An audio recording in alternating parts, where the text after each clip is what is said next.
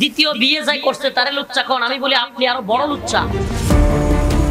মাহফিলে দ্বিতীয় বিয়ে নিয়ে বক্তব্য রাখলেও এবার নিজের দ্বিতীয় বিয়ের বিষয় জানালেন ইসলামিক বক্তা রফিকুল ইসলাম মাদানী। তিনি বলেন, আল্লাহর ভয় এবং গুনাহ থেকে নিজেকে দূরে রাখতে আমাকে জীবনের সবচেয়ে কঠিন সিদ্ধান্ত নিতে বাধ্য করেছে, তা হলো দ্বিতীয় বিয়ে। ইসলামিক এই বক্তার এমন তথ্য সামাজিক যোগাযোগ মাধ্যমে ছড়িয়ে পড়লে মিশ্র প্রতিক্রিয়া জানায় নেটিজেনরা। আপনাদেরকে জানায় যে আল্লাহ তাআলার এমন কোন নবী নাই যে দুই বিয়ে বা একাধিক বিয়ে করেন।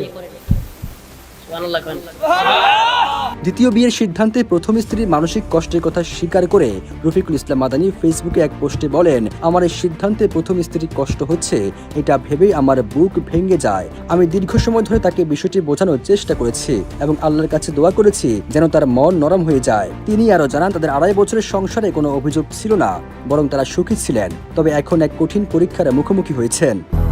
200-র বেশি সার্ভিস ও ফিচারে লেনদেনের সব বিকাশ অ্যাপে সম্ভব। এক বিয়ের ক্ষেত্রে আমাদের যুবকরা লজ্জা পায়, অথচ গার্লফ্রেন্ড আছে, তার গার্লফ্রেন্ড এটা গর্বের সাথে বলে নাউজুবিল্লাহ, অথচ যেটা বৈধ পন্থায় সেটা লজ্জা। দ্বিতীয় বিয়ে করলে মানুষ লুচ্চা বলে নাউজুবিল্লাহ। ইসলামী শরীয়ত অনুযায়ী একাধিক বিয়ের ক্ষেত্রে সমতা রক্ষা বা ইনসাফ করাকে সবচেয়ে বড় শর্ত হিসেবে উল্লেখ করেছেন এই ইসলামিক বক্তা। তিনি আল্লাহর কাছে সাহায্য প্রার্থনা করে বলেন, আল্লাহ যেন আমাকে ইনসাফ করার তৌফিক দেন, যাতে আমি কারো হক নষ্ট না করি বা কারো উপর জুলুম না করি। তিনি আরো বলেন, এই সমাজে কত মানুষ আছে যারা বিবাহিত হয়েও হারাম সম্পর্কে জড়িয়ে পড়ে। আমি সে পথের একজন হতে চাইনি। আমি চাইনি নিজেকে কোনো হোটেল, পার্ক কিংবা অন্ধকারে কোনো পথে খুঁজে পাই। আমি চেয়েছি আল্লাহর বিধানের মধ্য থেকে হালালকে আঁকড়ে ধরতে।